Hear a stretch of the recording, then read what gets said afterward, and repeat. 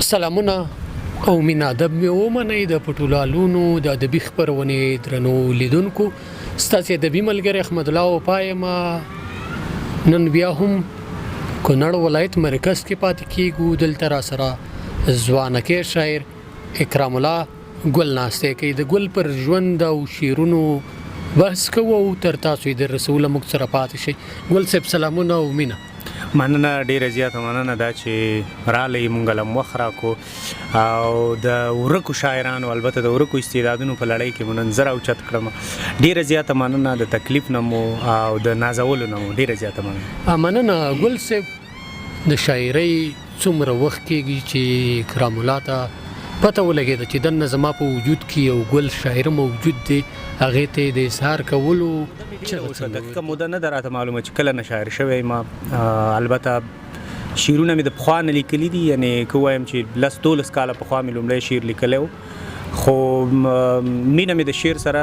له پیدایښته وه که داسې وه مننه ګل صاحب په دغه هنري سفر کې په دغه 12 کلن سفر کې موږ به ووایو کوم استاد لري د شعر وغیره دغه کې لارښوونه کړې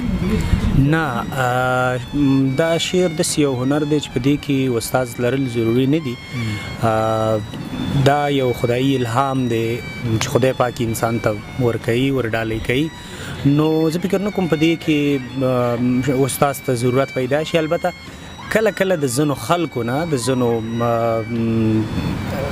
هغه خلکو نه چې د شعر ادب کې ډیره یعنی معلومات لري د هغې خلکو نه مې په دې اړه پوښتنه کړې ده هغې راته په شعر نیوکه نه ده کړې ویلې چې شعر دې سم دی نو شعر داسې یو هنر دی چې دا استاد ته ضرورت نه لري مننه ګل صاحب راځو له تاسې شاعري اورو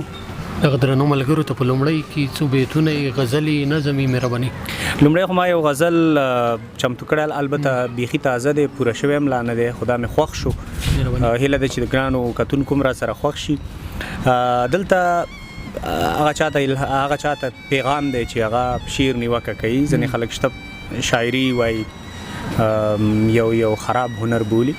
نو ما لیکلی دي چې د خدای د بندگانو له تعریف نه پرته څه دي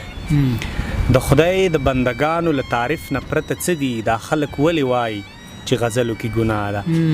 زرکینې برګې سترګې نرۍ غاړه مو کمره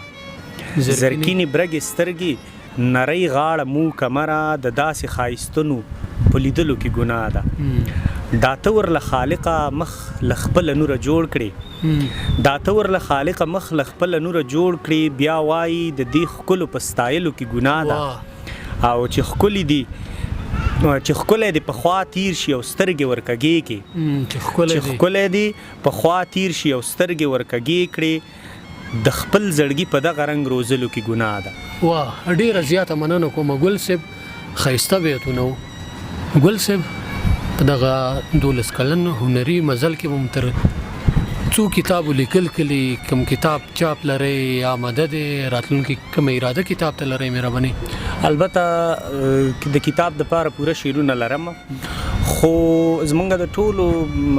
البته ټول نشم ویلی د اکثریت افغانانو ژوند داسې دی چې هغه لا د خپلو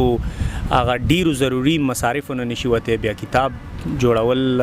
هم مصرف غواړي نو اراده مې شته دی له خیره سره نه یوازې د شعرونو کتابونه د نظم کتابونه بلکې د نثر یو کتاب چې لنډې لیکنې دي د هیواد په حالاتو حقیقي لیکنې دي د دې دپاره مې یو کتاب لرم نو اراده لرم چې 2 کتابونه چاپ ته وړاندې کړم البته دا به وخت اخلي دا به اقتصادي سپورټ ته ضرورت لري باید تر هغې چې د خپلو اولیا مشکلاتو نه بهر نشم نو د کتاب چاپ کولو اراده لا نه لرم مننه ګل صاحب راځو بل غزل درنه اورو مهرباني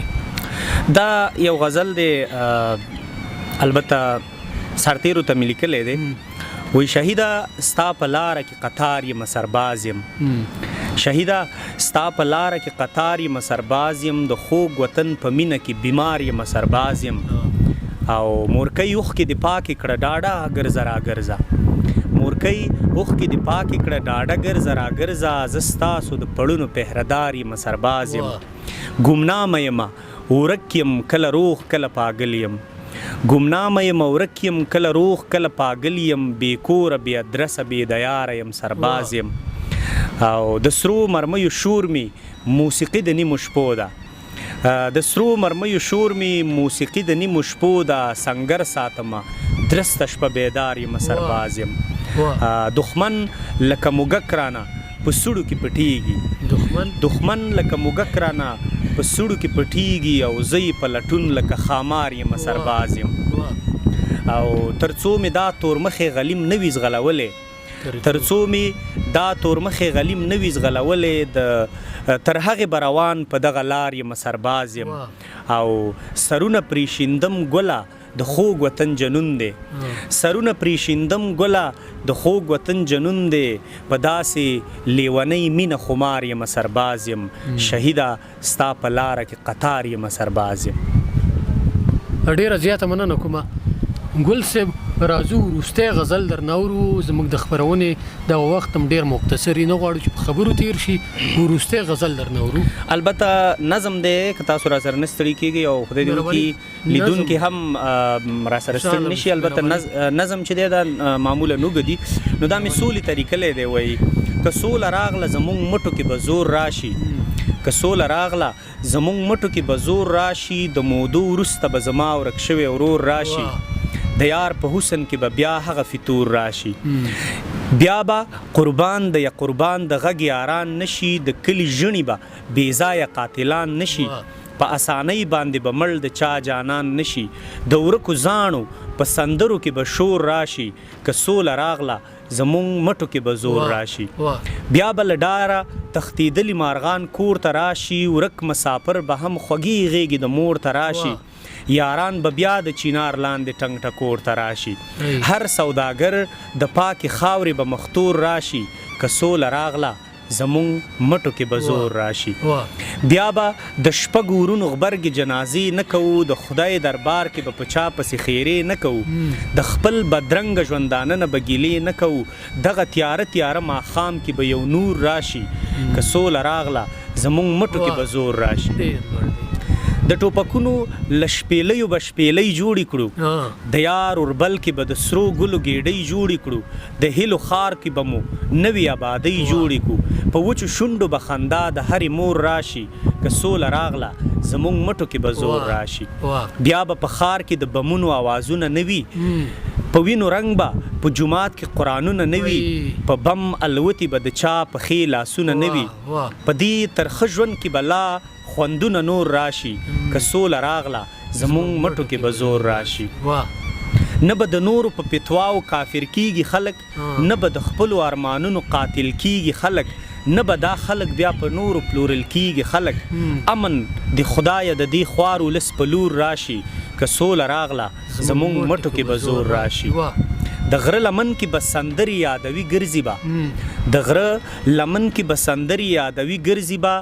ګل به د ګل خیالونه نیغ جنت ته وړي ګرځي به او د یو چا د خولې الفاظ به زوتوي ګرځي به د یار په یو نظر کتو کې به سرور راشي که سوله راغله زمونږ مټو کې به زور راشي. وا ډېر لوړ نظم و. الله دې وکړي چې دغه ګران هېواد ته په خیر سره سوله راشي دغه بدبختۍ دغه جنګونه د دې هېواد نه دغه خپله زولۍ ټوله کړي په همدغه هیله ګل صاحب په وروستۍ کې دغه درنو ملګرو ته کوم پیغام رسول غواړئ مهرباني؟ نو زما پیغام خو تاسو لیدلی وي په دغه نظم کې م رانغښتی و نور پیغام نه لرم موږ د هر څه نه الله پاک پوره پیدا کړي یو وطن ښایسته وطن څلور فصله وطن یې راکړی دی طبیعي زیرمې راکړي دي یوازینی شی چې هغه نه لرو هغه سوله ده. نو پیغام مې دا دی ځوانانو ته چې د قلم د لارې د نورو لارو د علمي لارو د لیکنو د لارې د شعر او ادب د لارې د خپل وطن د سوله ایز کېدو او د پاره باید تاسو هڅه وکړئ کوښښ وکړئ او په دې هیله چې دا وران ویجاړ وطن خدای پاک د نورو وطنونو سره سیال کړي او په دې وطن کې له خیره سره امن او سوله راشي. ډېره زیاته مننه کوم ګل صاحب چې وخت یې راکړو شعرونه دې راواورول نظم دې راواو دغه وه د پټو لالونه ادبي خپرونه چې تاسې را سره ځوان ملګری اکرام الله ګل واورېدو په دې هیله چې خپرونه به مو خوښه شوي له شعرونو له خپرونو له پیغام له هر څه خوند واخلئ تر بیا چې ستاسې مخې ته راځم تر هغې مو په پاک رب سپارم ښه وخت ښې شېبې د لوی الله په امان.